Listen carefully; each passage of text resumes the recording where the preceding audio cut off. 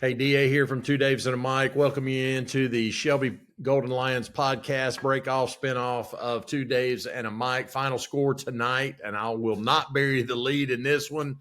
Shelby survives 36-35 in the county rival game against the Burns Bulldogs.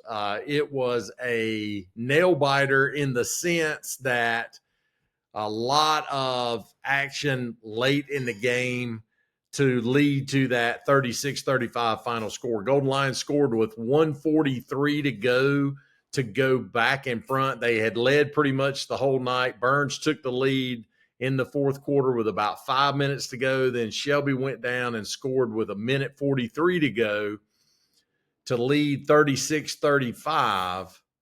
And we pretty much, I was in the press box tonight doing PA, and we pretty much said the only thing we can't do here is give up a kickoff return. And of course, Burns then returned the kick to the 19-yard line and basically set them up in business. They ended up with a first and goal from the 9, a second and goal from about the 2.5. Had a bad snap from center that lost them back to the 11. Then they lost a yard on the third down play. So they set up to kick a game-winning field goal with about 45 seconds left, and it would have been a 29-yarder. And I swear if the kid had just kicked it like he had kicked the extra points, but obviously pressure goes with making a play late in the game, and he didn't get it past the line of scrimmage. He kicked it right into the back of his offensive lineman. It'll go down in the scoreboard or scorebook as a blocked field goal, but it was there. It had no chance of going across. So Shelby takes a knee and runs the clock out and wins. Again, horrible penalties tonight, all night long against Shelby. It was early in the game. I thought maybe we were going to turn the page from the penalties. It didn't look like it was going to be that bad.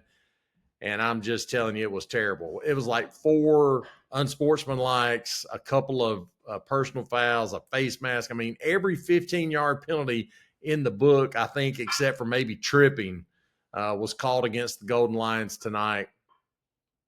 It is going to hurt them in the playoffs. That's all I can say. They managed to get out with a 1-point win over a county rival and claim a share of the conference championship tonight, despite the penalties. But and it may not happen in the first couple of rounds because we should be favored to win in the first couple of rounds, no matter who we play.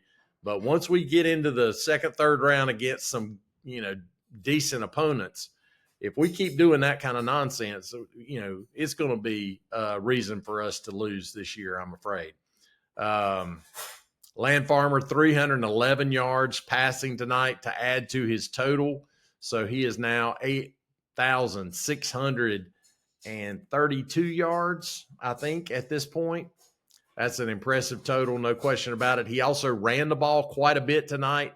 He actually probably had more carries tonight than Jonas Woods, the running back. And I did get from Jonas the other night at church that Jalen Tate actually did tear his ACL and is done for the season. I had not reported that because I didn't know that. But Jalen was there for senior night, obviously. Had his jersey on crutches, but he did not play and is not planning. I don't think he's available to play. But Jonas had a couple of nice runs, both called back by penalty.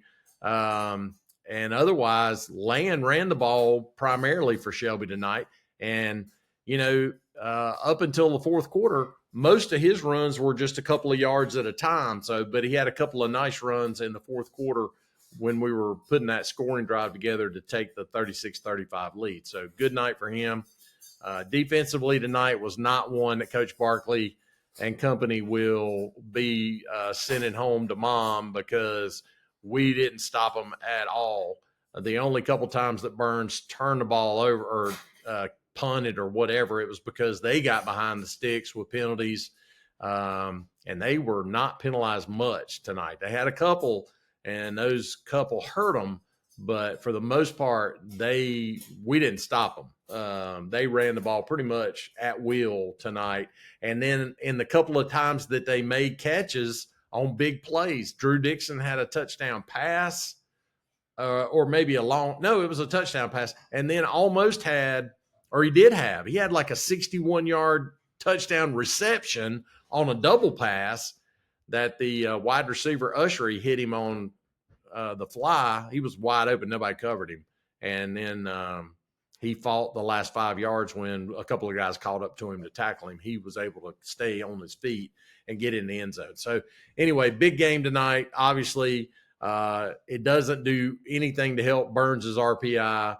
It probably doesn't do a whole lot to help our RPI going into the seedings. So we'll just have to wait and see how all that shakes out. We were concerned that it was going to be Monday before the High School Athletic Association released the playoff brackets, but they did announce this week they were going to release them on Sunday.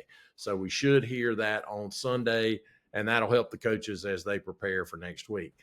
Just out of a bit of information, because I know anybody that watches this is a Shelby High fan and wants to, will be interested to hear this score.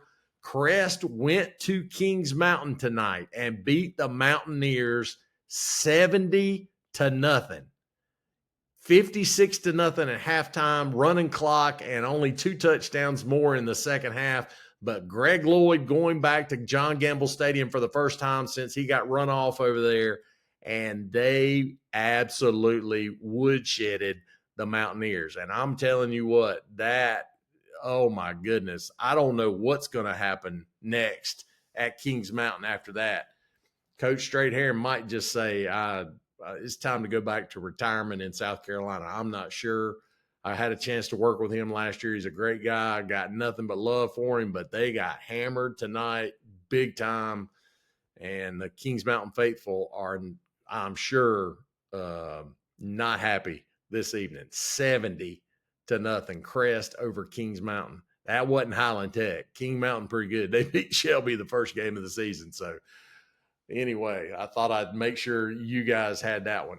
I'll update you. Juice wasn't on with me tonight, so there's not a whole lot to keep on talking about. So I won't. I will say my Heels are up 27-10. So go Heels and go pull for the Blue Jays. I think they got another 3 outs. Maybe they can make a comeback against the Dodgers. But that's it for this week. Again, the final. Shelby beats Burns 36-35.